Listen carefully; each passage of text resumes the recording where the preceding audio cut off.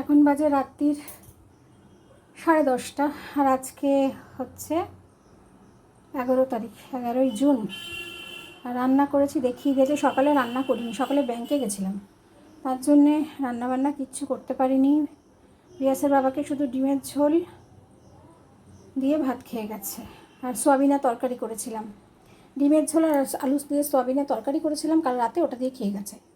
এবারে আমি রান্নাটা করে ফেললাম। এখন দেখো রান্নাটা একবার দেখাই। ভাত, আর এটা হচ্ছে বিউলির ডাল। এই যে এটা হচ্ছে বিউলির ডাল, এটা বিয়াসের মানে রাতের খাবার।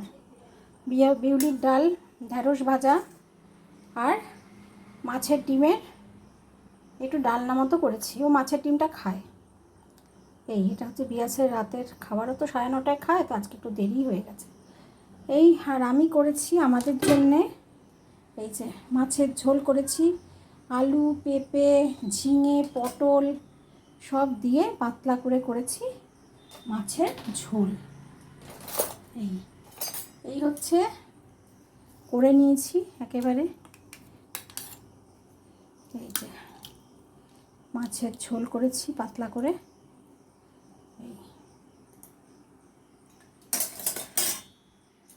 আর ভাত হয়েছে,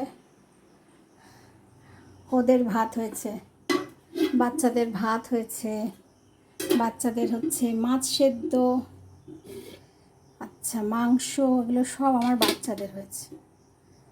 এই বাইরে নিকষ অন্ধকার। আর কালকে সকালবেলা যদি নতুন ব্লগ নিয়ে আসতে পারি অবশ্যই তোমাদের সাথে দেখা করব। সুস্থ থেকো, ভালো থেকো, আর সবাইকে ভালো রেখো। শুভরাত্রি।